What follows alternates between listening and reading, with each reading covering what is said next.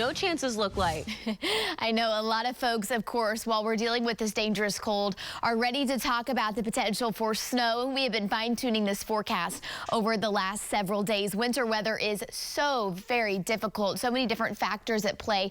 So we will talk about our latest projections here in just a second. A live look from outside, of course, the dangerous cold. We have been talking about it. If you're able to stay bundled up and inside this morning, I would advise you to do so. It is one of those stay inside days, protecting the pipes, the plants, the pets, and of course yourself. This time of year also, we get really dehydrated, so be sure that you're still drinking water. A couple of things ahead of our potential for some snow.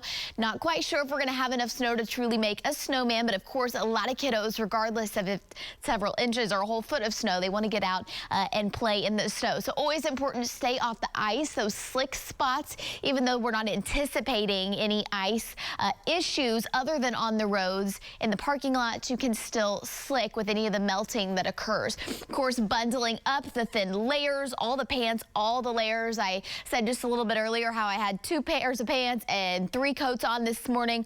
No shame in that. This time of year, good to bundle up as much as you can, and of course take breaks every 20 minutes and limit that time outdoors if possible. Here's the big picture. A large portion of the country has been dealing with winter weather ongoing over the last week to about week and a half, and that system now off to the north and east. But notice the wind chill warnings all the way down to travel advisories across the south, and now winter storm warnings across Arkansas, Tennessee, along with winter storm watches. Here across eastern Oklahoma, we do now have travel advisories in effect until 6 o'clock this evening, with ongoing wind chill warnings across western Oklahoma and southwestern Oklahoma. So it's going to be one of those things this afternoon and evening, regardless of if you get an inch or 3 to 4 inches of snow. It's a good idea that if you don't have to be on the roads, to not be on the roads, especially as that snow begins to initially fall. This is how it plays out. The clouds have been building in. We had sunshine yesterday. We're more than mostly cloudy this morning. I think this is a little bit early. I think we begin to see ongoing snow showers moving into our area from the west to the east about 11 o'clock to noontime today.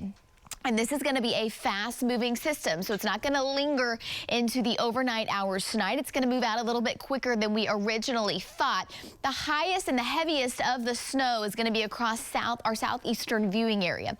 By this afternoon, our temperatures are still in the single digits, and by about 4 to 5 o'clock, the snow is tapering off from the west to the east, with a few lingering snow showers after dinner time tonight. So overall, we're looking at mainly just an afternoon snow event, light to moderate snow, and we are still fighting that dry air in place. So that's going to limit some of our snowfall totals you've probably been watching over the last several days. And once again, we have been fine-tuning this forecast for you. Still thinking the highest totals are going to fall across our southeastern viewing area, Salisada, Tahlequah, the Poto area, the Tulsa area, up to Bartlesville, down to the south, McAllister and Wilburton. More than likely, we're going to be on the lower end of that 1 to 3 inches. So we're talking 1 to 2 inches across the area. Of course, blowing snow could give us in some areas some higher totals, but overall we are not looking at a major snow event, but it only takes a couple of inches to cause some issues on the roads. Out the door this morning, we are cold. We've got some clouds in place, so kind of hiding the sunrise there. 0 degrees. We're 0 degrees, north wind at 13 miles per hour. Notice our dew point at minus 13 degrees. And temperature-wise, we are in the negatives in many spots.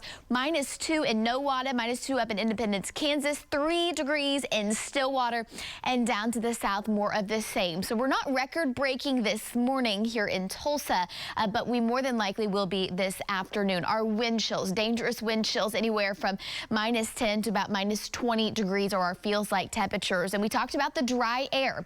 Here are our relative humidity totals.